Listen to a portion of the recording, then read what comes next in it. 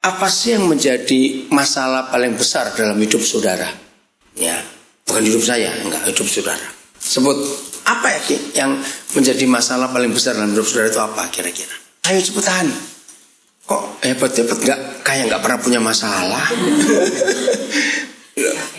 Oh, sudah kebanyakan sampai lupa. Ya udah satu aja lah.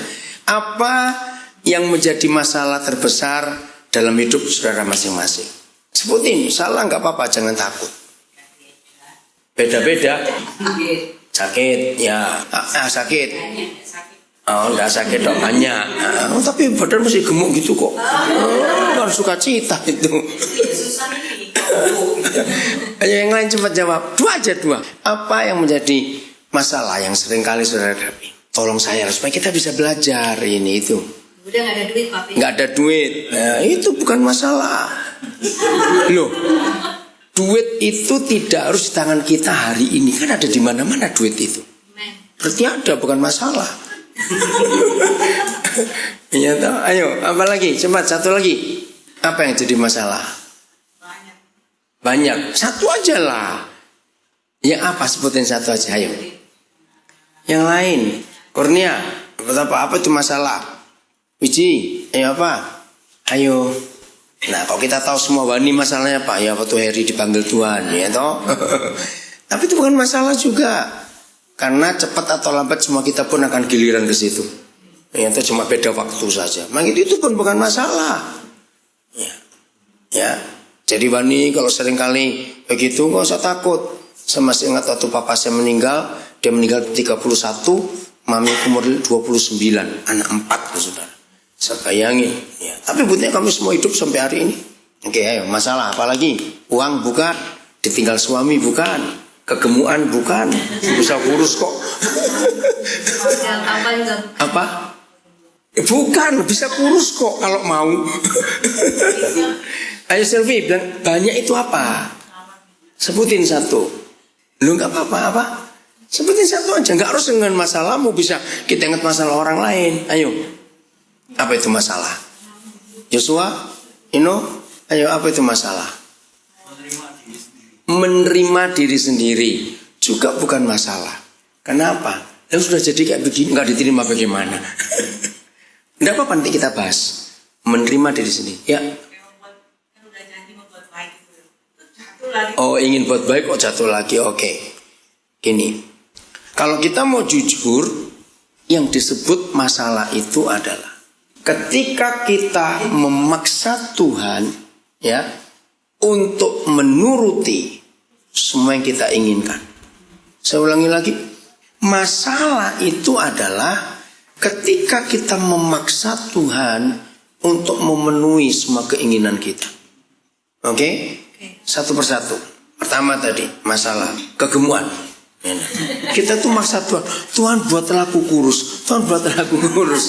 Kenapa aku nggak kurus-kurus? Makan juga sudah kurang. Ya, cari ke ahlinya yang bisa ngerti. Gimana makannya dikit kok tetap gemuk? Ada dokter sekarang atau apa ya, banyaklah lembaga-lembaga kita tahu. Nah itu bukan masalah. Jadi ketika kita fokus kepada kegemukan tadi, maka kita itulah masalah. Sehingga kita nggak punya waktu untuk mikir yang lain. Betul tidak? Terus ke situ saja. Nggak punya duit. Kalau nggak punya duit itu masalah. Justru kita salah. Sejujur-jujurnya selama kita hidup, sering nggak kita ketemu orang nggak punya duit? Loh, sering tidak? Nah, mereka masih hidup nggak? Ya sudah, sih bukan masalah nggak punya duit, masih hidup kok. Loh betul nggak kan gitu saja? Oke, nggak bisa terima diri sendiri. Kenapa? Maaf, satu nih. Ketika kita nggak punya duit, kita anggap itu masalah. Karena kita kecewa dengan Tuhan. Kenapa Tuhan nggak kasih aku duit? Jawab iya atau tidak? Ini kita mau teliti. Seharusnya kalau kita pakai hukum yang Tuhan beri, ucapkan syukur atas berapa hal? Atas berapa hal? Segala perkara. Gemuk ya sudah, terima saja ucapan syukur. Yang kurus saja pengen gemuk kok. Amin, nggak punya duit, ucapkan syukur. Oke, masalah. Kok nggak bisa terima diri sendiri? Kenapa? Karena kita memaksa Tuhan untuk kita jadi seperti orang lain. Ya atau tidak? Nah, saya nggak tahu. Dalam hal apa Kurnia merasa ini masalah karena aku nggak bisa terima diriku sendiri. Ya, diberi hidup yang luar biasa, istri yang hebat, anak-anak yang luar biasa, kerjaan yang luar biasa. Nah, apa yang masih kurang? Kembalikan dulu kepada Tuhan.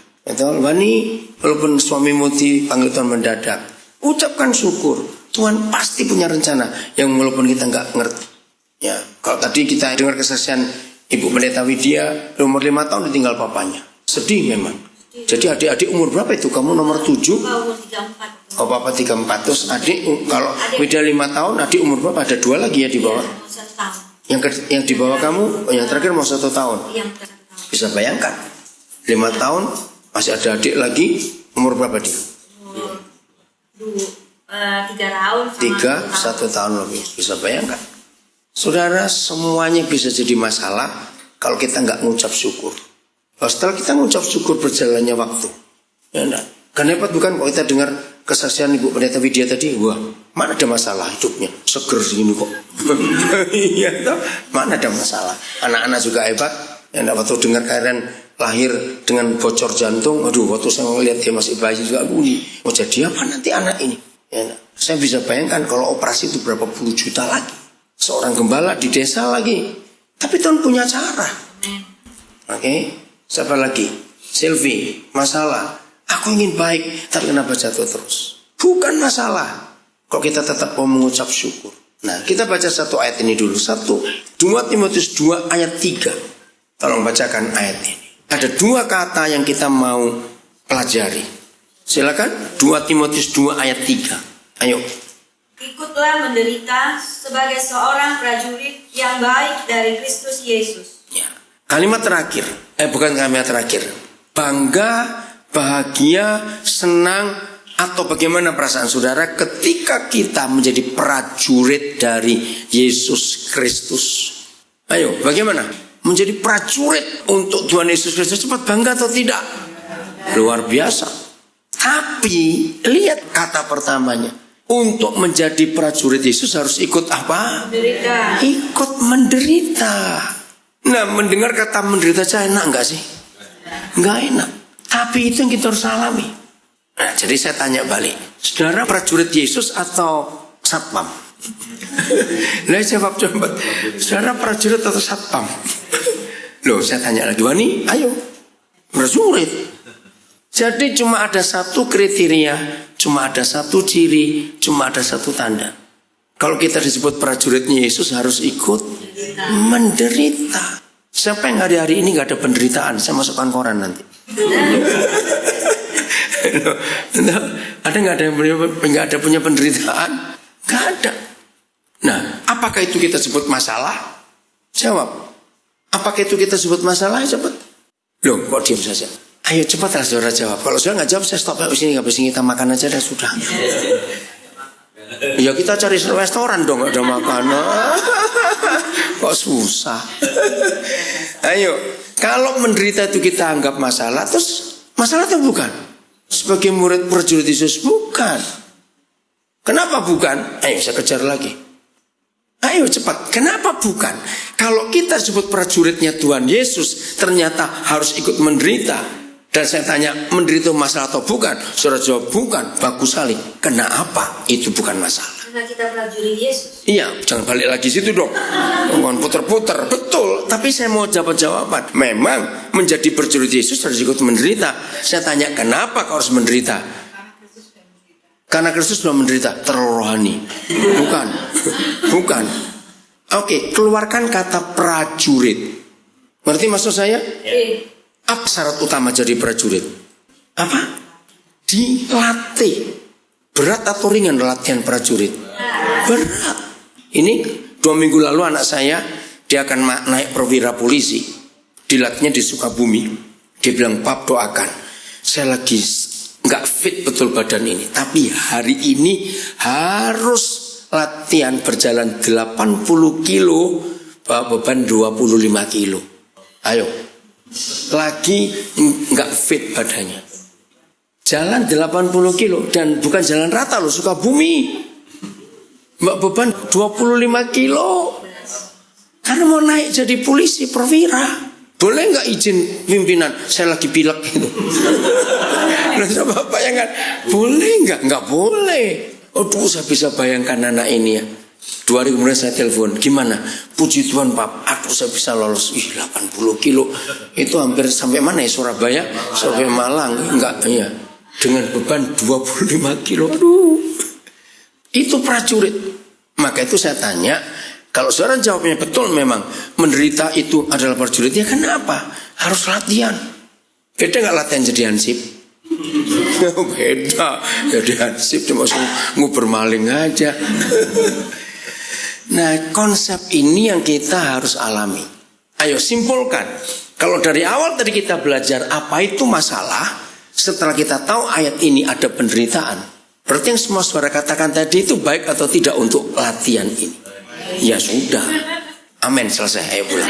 Ya sudah toh, khususnya penderita mau apa lagi? Jadi firman Tuhan harus kita alami semuanya itu.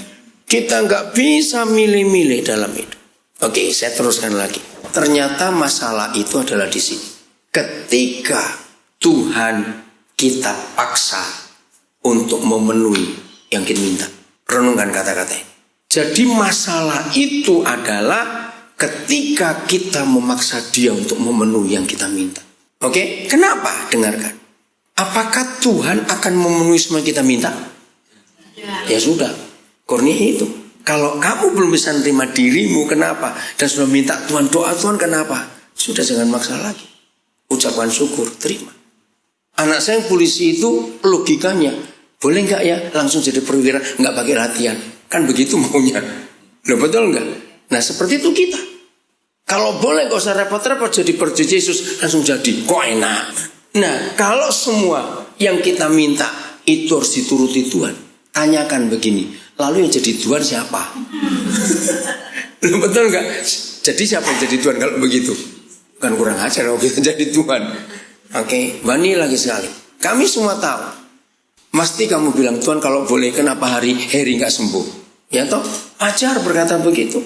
Widya mungkin kalau waktu kecil dulu minta, Tuhan kenapa Papa harus meninggal? Sukses usahanya, punya CV, punya segala macam. Masih muslim. Mau ya, betul. Kalau Papa yang meninggal masih muslim, betul itu. Nggak menikah ya. Oh, nggak menikah ya, nikahnya dengan ustadz nanti itu. Iya, jadi ada maksud Tuhan untuk semuanya. Amin. Maka itu kalau semua kesulitan masalah yang kita hadapi, kita diamkan dulu, kita ikuti dulu, jalan saja. Itu latihan penderitaan. Kita akan lihat ujungnya itu luar biasa. Betul, kalau papi saya nggak meninggal waktu saya umur 9 tahun, dia umur 31 tahun, mungkin saya akan jadi seperti ini. Akan lain lagi ceritanya, kita nggak tahu. Pokoknya kita tahu bahwa Tuhan itu tidak pernah salah dalam mengizinkan apa saja yang terjadi dalam diri kita. Oke, jadi saya teruskan lagi. Karena Dia itu Tuhan dan Dia seorang komandan dan kita ini prajuritnya, maka penderitaan itu baik untuk kita latihan. Loh, kok nggak amin? Lupa lagi, belum 2 menit ngomong. Saya ulangi lagi. Jadi karena Dia itu komandan kita dan kita ini prajuritnya, maka penderitaan itu baik untuk latihan kita. Lu nggak amin lah. Aduh. Coba dengar, duit, mau duit nggak? Amin gitu. Karena tanpa latihan itu kita nggak akan jadi prajurit yang baik. Ayo, nanti kalau anak saya itu jadi perwira, apakah dia stop latihan? Enggak, ada lagi yang berikut. Akan terus begitu. Nah, seperti itu yang Tuhan mau dalam hidup kita. Ada lagi. Wah, ini bukan papi nakutin kamu kalau ngomong ini. Setelah kamu bisa pulih dan menerima 100% Heri dipanggil Tuhan, jangan bilang stop. Ada lagi. Kurnia, kalau kamu sudah sampai pada proses, aku sudah menerima diriku sendiri. Apa selesai prosesnya? Tidak. Terus ada lagi. Nah, sesuatu yang akan terjadi terus di hidup kita, teruskan kalimatnya. Jangan diapain. Sesuatu proses yang akan terjadi terus di hidup kita, jangan diapakan. Jangan apa? Coba. Ya, jangan ditolak, jangan dihindari. Karena ada lagi, ada lagi, ada lagi. Kalau kita mengerti konsep ini, maka muncul satu kalimat. Kok minggu ini sepi ya, gak ada penderitaannya? Lu kok gak amen? Lu. Ayo selfie, ayo. Ya sudah, kalau kamu nggak mau ya tetap begitu keadaannya, nggak bisa diproses. Jadi hansip. Nggak mau jadi perwira, jadi hansip, ya sudah. 2 Korintus 3 ayat 18. Itu apa artinya? Tadi. 2 Korintus 3:18. Kita semua mencerminkan kemuliaan Tuhan. Stop dulu. Ya, senang nggak mendengar kalimat itu? Kita semua mencerminkan kemuliaan Yahweh yang apa? Tidak pakai selubung. Senang nggak? Senang. Senang tidak? Senang. Semua kita akan mencerminkan kemuliaan Papa kita tanpa selubung. Senang? Senang. Tunggu dulu. Nah, bagaimana kemuliaannya akan nyata kalau ada selubungnya? Bisa nyata nggak kalau ada selubungnya? Nggak bisa. Nah, selubung ini yang harus dihancurkan. Kalimat terusan. Dan karena kemuliaan itu datang dari Tuhan yang adalah Roh, maka kita diubah menjadi serupa dengan gambarnya dalam kemuliaan yang semakin besar. Temukan sebuah bentuk proses di ayat ini, di kata yang mana? Ayo temukan sebuah bentuk proses di ayat ini. Kita diubah menjadi. Kita diubah, bukan. Betul, kita tapi yang kelihatan jelas sekali. Serupa, bukan. Ayo, semakin. Betul nggak? Kata semakin berarti ada tahap. Dikit. Sylvie, cabut kata-katamu nggak mau. Kok seminggu gak ada penderitaan itu? Ini loh, bawanya tuh ke sini. Amin. Loh, kok semua kita ayo jawab dong. Amin. Jadi selubung ini yang jadi masalah. Kira-kira selubung itu bentuknya apa sih? Pergumulan, penderitaan. Iya, bukan. Itu bentuk prosesnya. Bentuk selubungnya itu apa? Menghindari. Oke.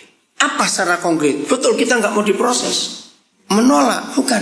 Kedagingan kita. Betul? Nah, kedagingan kita selalu menuntut yang enak. Jawab ya atau tidak? Ya. Nah, ini selubungnya. Kita cuma mau yang enak saja. Saudara, kita harus jujur. 90% baik pendeta pun menghindari ini.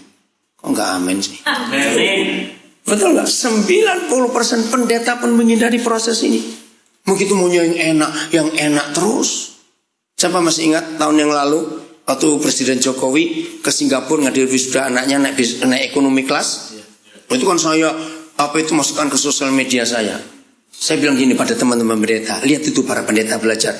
Presiden saya naik pesawat ekonomi, kok kalian naik pesawat bisnis kelas?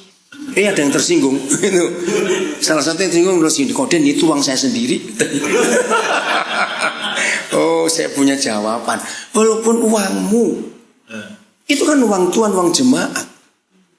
Bisnis kelas itu paling dikit 4 kali lipatnya ekonomi kelas. Saya bilang toh nyampainya juga sama. Kan uang itu lebih kita berkati orang lain. Alasannya kan saya ini capek, saya mesti khotbah. Pret, saya jawab. Aneh. Kenapa? Oh tahu dong. Oh. Nah itu loh, menghindari penderitaan. Mau yang enak-enak saja. Kenapa? Hotel yang enak juga. Karena apa? Lupakan proses ini. Kalau tidak, daging kita akan tebel-tebel terus. Berarti, dengarkan pertanyaannya.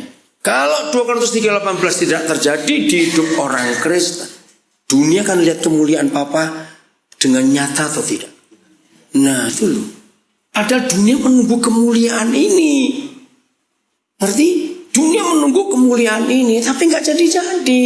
Sebab kita tidak mau menghancurkan selubung di wajah kita. Akhirnya dunia tidak bisa kenal Tuhan. Karena kemuliaannya tidak nyata dalam hidup kita. Nah, itu kan menyedihkan sekali kalau begitu. Betul nggak saudara? Maka kita yuk mulai hari ini, kita betul-betul mengizinkan Tuhan bekerja secara sempurna dalam diri kita. Amin. Sylvie, mau lanjut atau pulang kamu? Karena ada ayat-ayat lebih gak enak lagi, lebih berat ini. Mau ya? Tapi janji setelah dengerin harus nurut. Saya jawab dulu. supaya kamu nggak berdosa. Loh, kan Tuhan Yesus bilang gini, kalau kamu tahu hukum atau firman, tidak melakukan itu dosa. Tapi kalau tidak tahu atau belum tahu, nggak melakukannya, maka ayo mau dengar atau mau keluar dulu, cepat. Lu serius ini Koden, kasihan kamu sebabnya. Ayo mau dengar atau mau janji tapi ya, oke. Semua jadi saksi ya, oke. Mau kita deket-deket selfie, oke ya Mifa jadi saksi itu. Kalau sampai di proses ngomel, ingatkan yang hari ini dengar firman ini. Loh, ya terserah urusan sendiri. Lanjut. Oke, puji Tuhan. Tuhan kau dengar, tolong selfie Tuhan. 2 Korintus 4. Kita lihat ini 2 Korintus 4. Bentar, ayat yang ke-7. Ini masih bicara kemuliaan. Saudara, yang dunia tunggu itu hal ini. Dunia nggak tunggu kebaktian kita, worship kita, musik kita. Setuju? Dunia nggak tunggu khotbah gereja, enggak. Yang mereka tunggu itu kenyataan, bukti ini. Oke? Tetapi harta ini kami punyai dalam bejana tanah liat, supaya nyata bahwa kekuatan yang melimpah-limpah itu berasal dari Tuhan, bukan dari diri kami.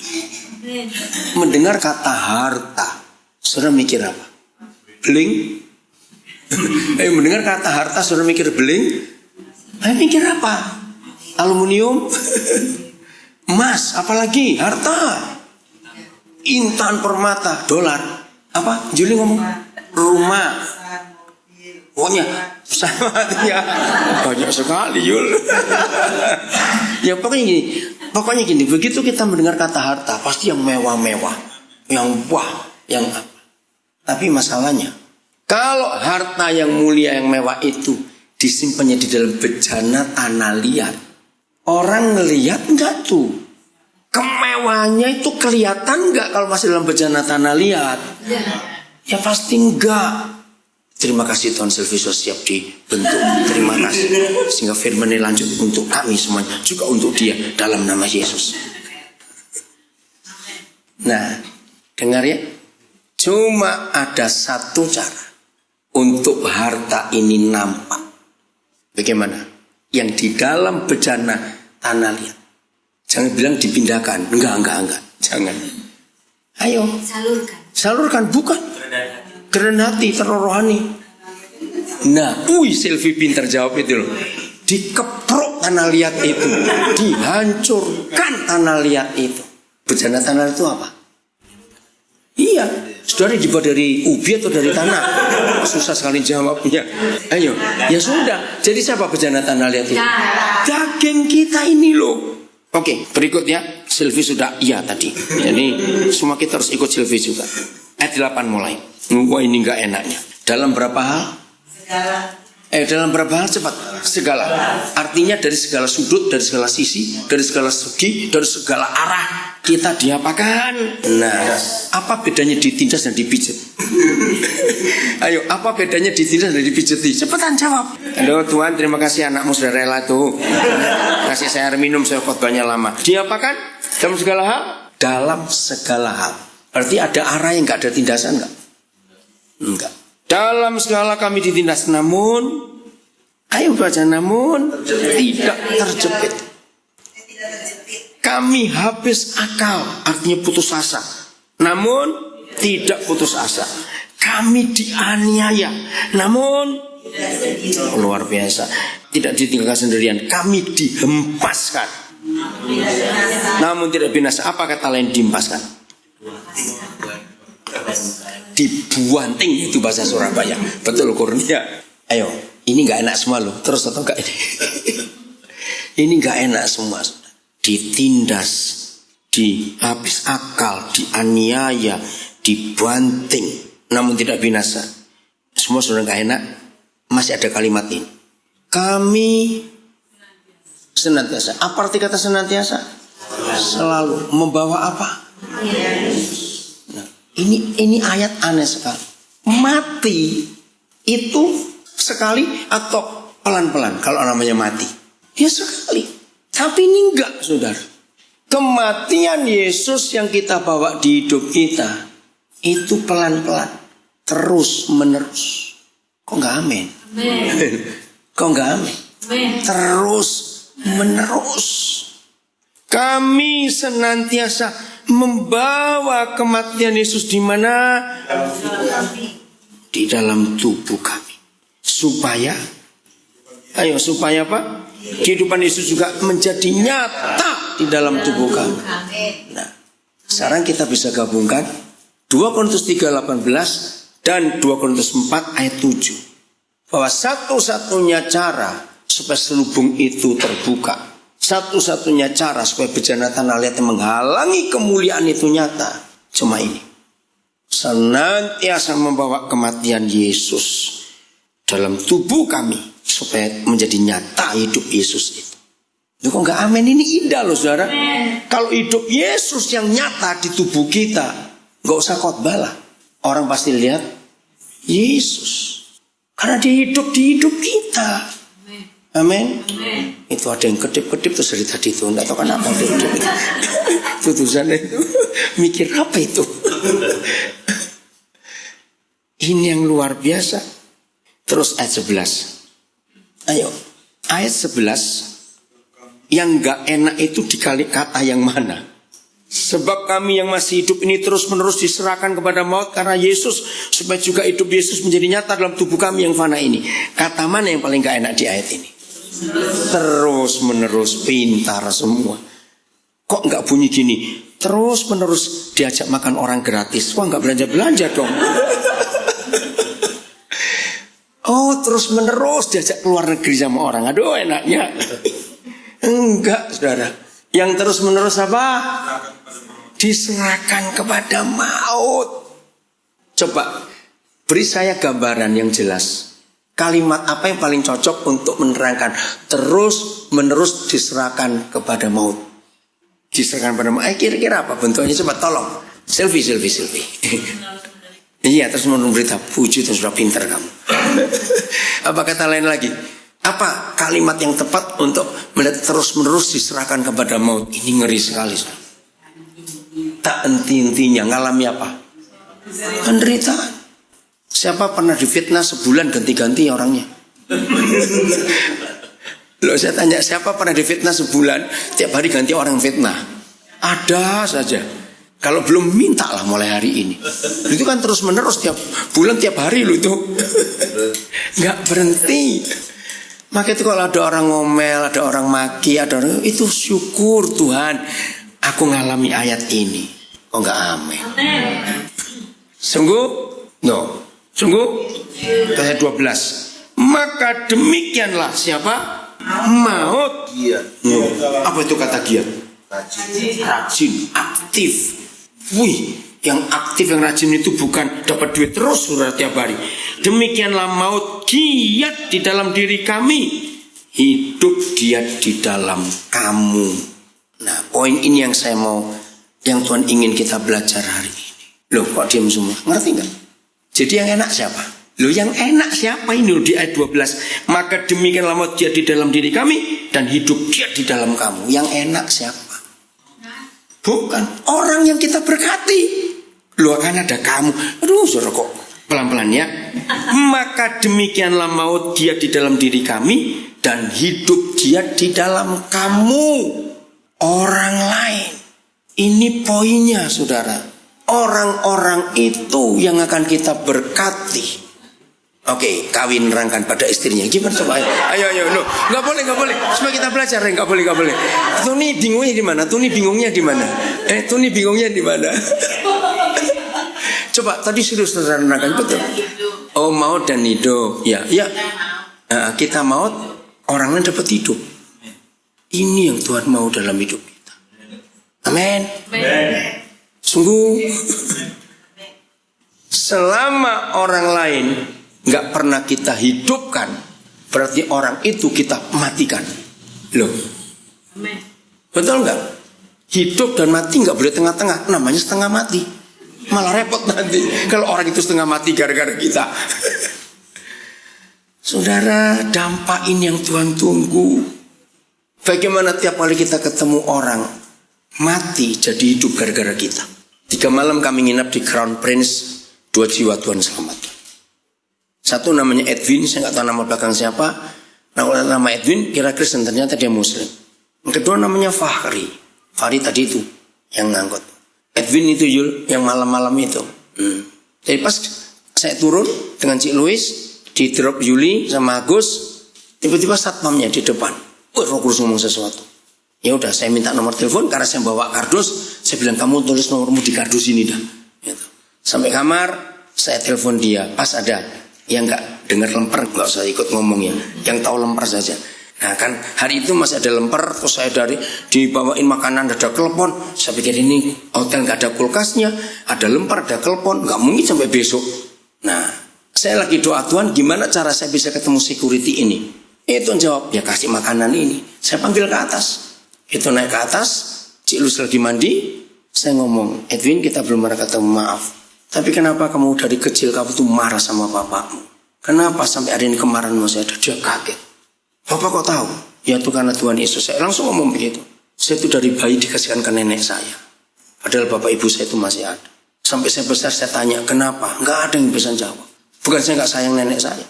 Oke, itu sudah lewat. Atau kamu sudah dewasa begini. Saya ceritakan. Akhirnya dia mau terima Yesus. Saya doakan, saya peluk dia di kamar itu. Tuhan jamah dia luar biasa. Kemarin saya masih ketemu, ngomong lagi, saya sudah kontak telepon dengan dia. Nah, terus kemarin malam ketemu Fahri. Saya pikir nggak ketemu lagi pagi ini, ternyata tadi itu yang ngangkut koper itu. Ternyata tugasnya nyambung, dia pulang jam 11, terus pagi ini masuk lagi. Saya bilang kok bisa double begini? Memang ada sistemnya, saya nggak tahu gimana. Nah, cara itu saudara. Kalau dipikir kan banyak tamu hotel di situ. Berapa kali mereka terima tamu? Ya, tapi karena ada sesuatu yang mereka lihat dalam hidup saya, maka itu gampang untuk kontak itu. Nah, seperti itu yang Tuhan mau. Biarlah kalau maut bekerja dalam diri kita dengan giat, maka hidup giat bekerja di dalam hati orang-orang yang kita mau berkati. Amin. Terus ya. Jadi ini intinya. Nanti kita kembali ke ayat 12. Ayat yang ke-13. Namun karena kami memiliki roh iman yang sama, seperti ada tertulis, aku percaya, sebab itu aku berkata-kata. Maka kami juga percaya, dan sebab itu kami juga berkata-kata.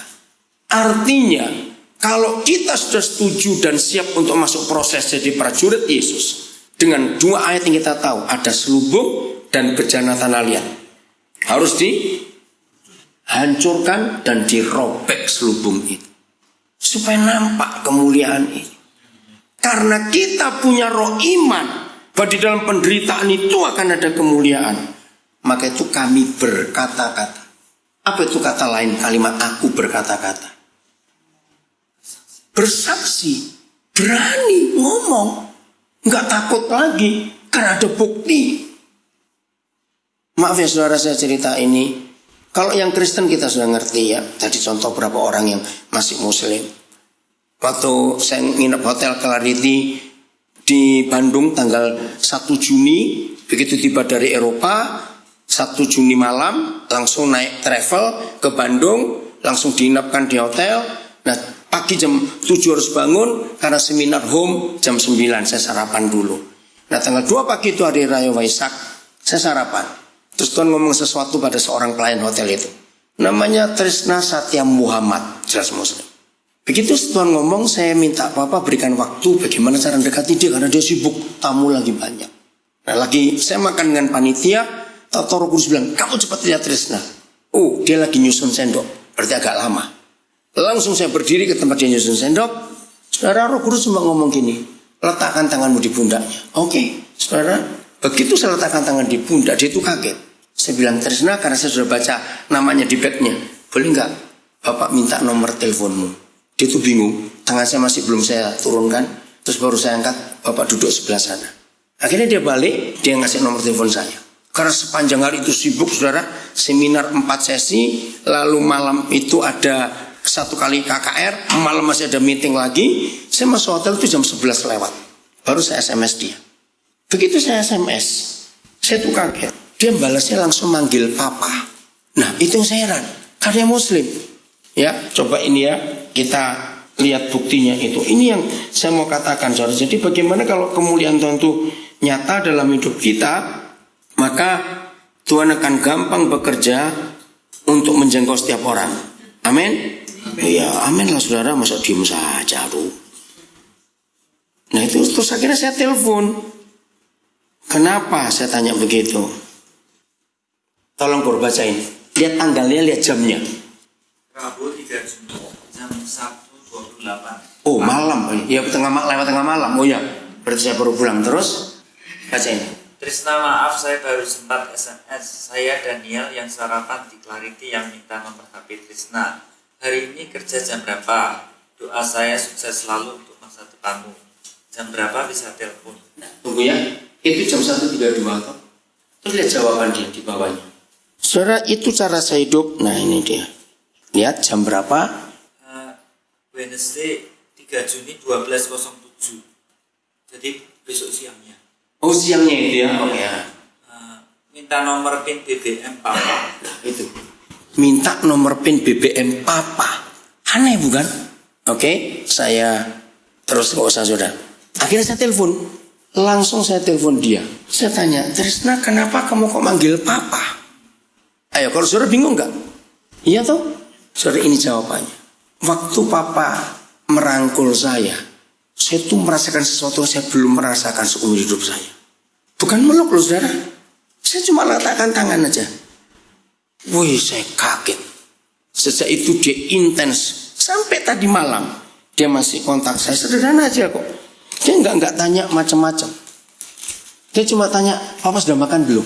Ayo, kira-kira menurut saudara apa sih yang dia rasakan sampai dia bisa ngecek saya sudah makan atau belum? Saya juga bingung kalau melihat begitu. Antar ya, saya mau buktikan. Nah ini yesterday ya, yang 2 kalimat terakhir aja.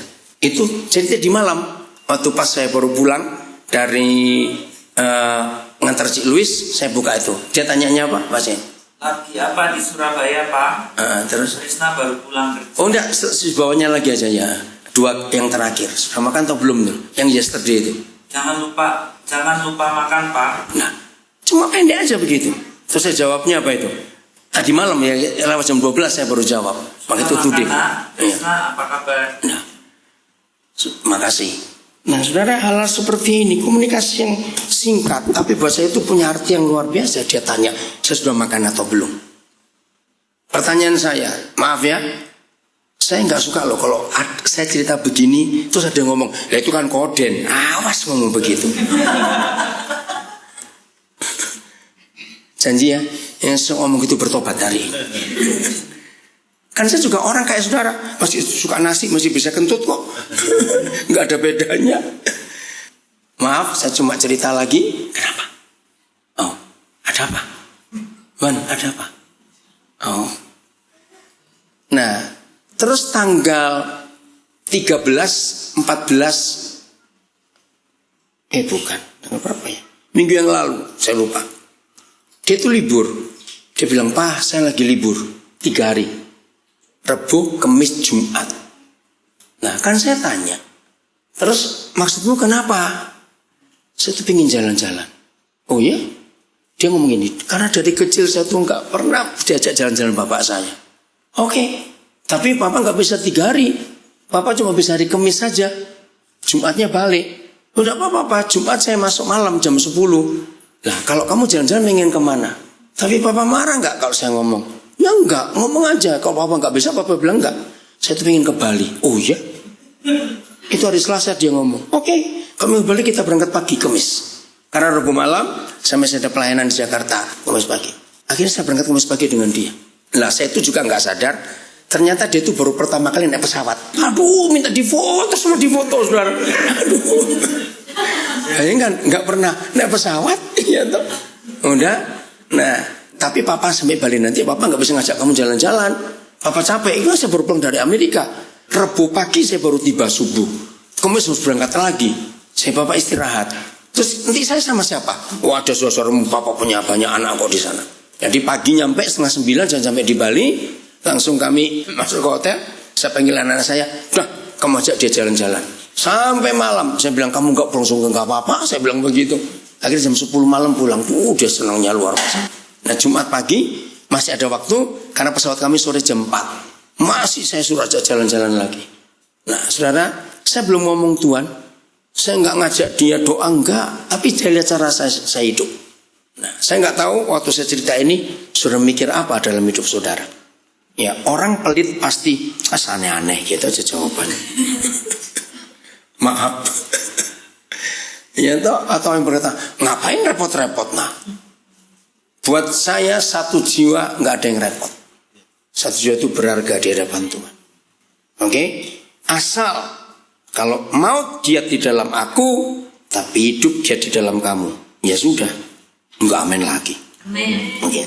Lanjut pasal 4 ayat 16. Udah kok habis ini saya selesai, supaya nggak kekenyangan. Ayat 16 masih 2 Korintus 4. Sebab itu kami bagaimana? Tidak tawar hati. Apa kata lain tawar hati? Kecewa, apalagi? Betul, kecewa, apalagi? Putus asa, apalagi? Cepat banyak kok arti kata tawar hati itu. Kok saudara nggak keluar kata, nggak mau tahu? Betul nggak? Buat saya tawar hati itu jahat. Karena nggak mau tahu.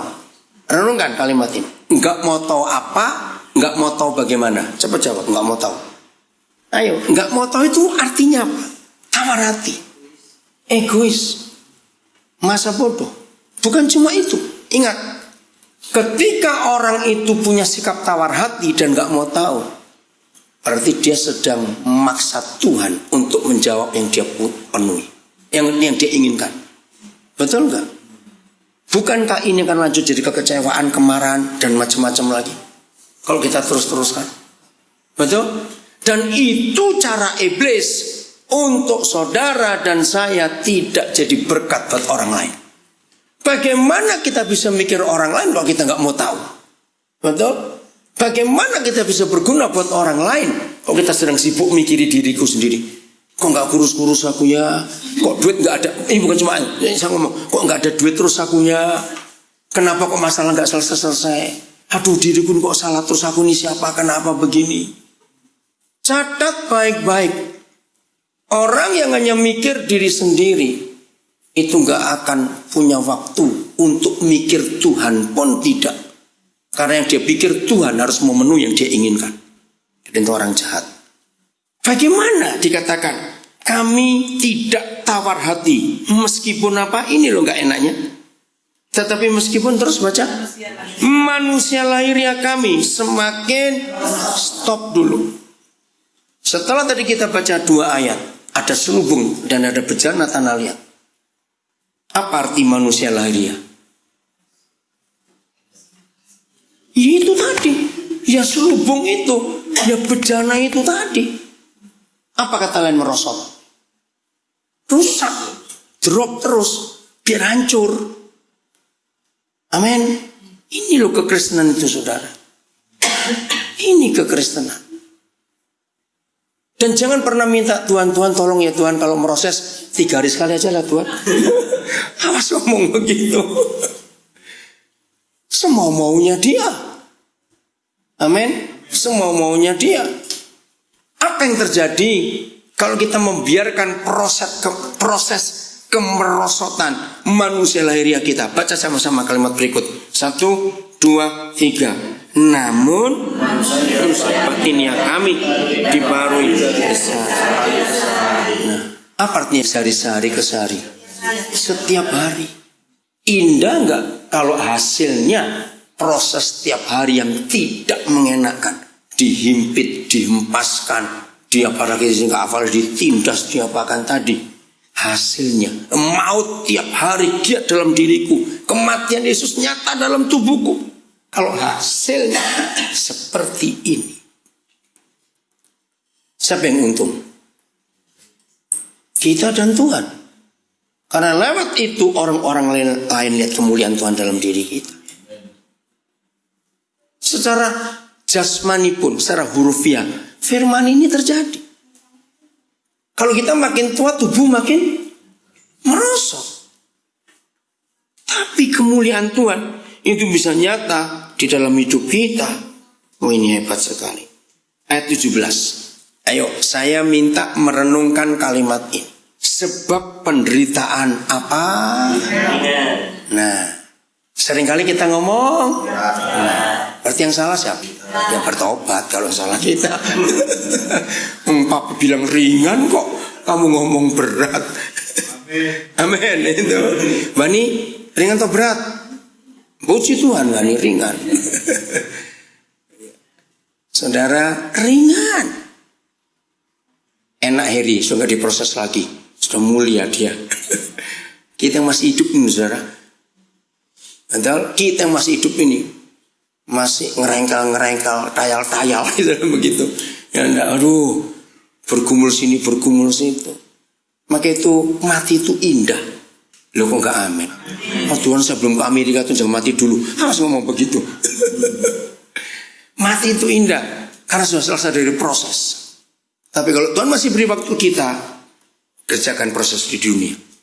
Sebab penderitaan ringan yang kapan? Kalau besok bacanya berarti ya sudah pintar semua kalau gitu. Penderitaan ringan yang tiap hari. Haleluya atau haleluya? Haleluya. Tiap hari mengerjakan bagi kami apa? Kemuliaan kekal yang melebihi segala-galanya. Loh ini loh saudara. Senang gak kalau dengar ini? Melebihi segala-galanya, mengerjakan kemuliaan kekal yang melebihi segala-galanya. Senang gak kalau dengar ini? Senang. Terus ayo baca sama-sama kalimat terakhir. 1, 2, 3. Jauh lebih besar daripada. Nah ini baru amin. Betul amin. Saya kok gak amin? Yang semangat dong aminnya. Kok lemes? Ayo ulangi. Amin. Puji Tuhan. Jangan lemes kalau amin yang indah ini. Ada kalimat ini ya yang bagus. Sampai ayat 17 2 Korintus 4 yang kita baca. Sudah sejauh ini kita belajar. Boleh gak saya pakai kalimat ini? Ketagihan penderitaan. Kok gak amin? Loh, ayo, iya atau tidak? Kok bukan ketagihan makan sushi? Saudara dan saya, Kristen yang benar harus punya konsep aku ketagihan penderitaan. Karena ada kemuliaan yang luar biasa. Yang bukan cuma untuk kita, tapi untuk orang lain. Itu loh. Kalau kematian Yesus dia dalam tubuh kami, supaya hidup Yesus dia di dalam kamu. Itu yang Tuhan cari dari hidup itu. Wani sebentar lagi Tuhan akan bawa kamu keliling, Wan, untuk menyatakan kemuliaan. Saya masih tunggu waktu, saudara. Ada seorang anak muda, baru umur 32 tahun di Manado. Dia pulang pelayanan, dia hamba Tuhan yang hebat. Ya setahu saya hidupnya dia itu lurus-lurus saja. Nggak ada masalah apa-apa. Malam di daerah Boloang Mangundo pulang orang pelayanan. Dan mau orangnya tinggi besar. Kira-kira tingginya 100 hampir 180 lah. Kakak sekali belum menikah. Dia naik mobil sedan kecil, saya nggak tahu sedan apa begitu ya. Dia lagi santai jalan. Tiba-tiba dari depan tuh ada motor kencang sekali. Jadi berhenti. Ternyata 2 polisi mabuk naik motor. Nabrak sedan ini. Naik ke kapnya ambles, seluruh dahinya remuk, saudara. Matanya lepas. Dan polisi itu mati. Aduh, saya dengar itu kaget juga. 4 hari di Manado nggak bisa nangani karena untuk mengeluarkan remukannya tulang ini loh, saudara. Dibawa ke Singapura hampir 3 bulan. 2 rumah papanya dijual untuk biaya itu masih nggak cukup. Sekali saya nengok dia ke Singapura, aduh, sudah buta. Ini tulangnya diganti titanium, gitu. Ya, tulangnya ganti titanium. Nah, kalau dipikir salah apa? Menuntut siapa polisinya mati? Saya kuatkan dia, karena ini baru masih dalam pemulihan. Saya bilang, papi akan ajak kamu jalan. Dia pernah sekolahnya di Amerika, anaknya pintar sekali. Dia bilang terus mau bagaimana saya nggak bisa nanti papi akan tuntun kamu. Ini lagi pemulihan, saya janji saya akan bawa dia keliling. untuk ngasih kesaksian. Percayalah, kamu akan banyak menguatkan orang lewat hidupmu ini. Itu ingat kesaksian Nick Vujicic. Ya, nggak punya tangan, nggak punya kaki, mau apa hidup kayak begitu? Nah kalau dipikir, masa Tuhan nggak adil? Sudah buta begitu, aduh, rumah 2 habis untuk biaya itu. Saya bayangkan. Apakah Tuhan kejam? Ayo, berani kita ngomong Tuhan kejam? Enggak. Sekarang dia belum melihat apa-apa. Wani, kamu belum melihat apa-apa sekarang, tapi lihat nanti. Jadi kalian percaya nggak kalau anak ini bisa keliling bersaksi kemana-mana Tuhan dipermuliakan? Amin. Nanti saya akan bawa ke Surabaya juga. Karena saya sudah janji. Dia bilang kan mahal, nanti nggak usah mikir mahalnya. Kamu harus jadi saksi di mana-mana. Karena saya sudah punya pengalaman saudara jalan dengan orang buta. Ya. Buat orang buta yang paling susah itu toilet. Nyata tiap sampai tempat baru saya harus ngajari. Mata mereka kan di tangan. Saya harus tunjukkan tangan. Ini mana flashnya, mana duduknya, harus tahu semuanya. Saya pernah membawa orang, saya nggak tahu itu tahun 70-an atau 80-an. Namanya penginjil Sila Samaria. Yang nggak bisa makan itu. Karena dia waktu masih muda patah hati, bunuh dirinya nggak main-main. Bukan minum baygon, minum soda api, saudara. Untung nggak mati. Tapi langsung lengket. Jadi saluran makannya lengket. Nah itu saya bawa keliling dia. Aduh, pertama itu kok saya rekodin jangan jijik ya. Ya saya tahan-tahan. Jadi dia tuh habis makan dikunyah, dimasukkan botol susu, terus dipompa. Jadi ada selang di lambung kanan untuk masukkan makanannya. Saya tanya, sebenarnya kok Silas, kenapa nggak langsung aja? Oh nggak bisa. Enzimnya ada di ludah. Oh baru tahu jadi kunyah. Nah dia pun nggak bisa nahan ludah. Pokoknya khotbah kurang 30 menit harus keluar, dia buang. Karena nggak bisa nahan. Jadi nyangkut di situ. Luar biasa. Kalau dia hidup sekarang belum lama kok dia dipanggil Tuhan. Mungkin sudah 60 lebih umurnya. Wah kesaksiannya, khotbahnya luar biasa, yang hebat. Dia itu dikasih Tuhan kelebihan. Kepekaan rohnya itu di penciumannya. Saya sampai kaget. Koden, ini gak enak ini. Jadi itu bisa mencium roh perjinan, baunya kayak apa, roh kebencian, roh. Jadi kalau masuk ke gereja mana, kemana, wah saya senang juga jalan dengan dia itu. Karena penciumannya itu tajam sekali.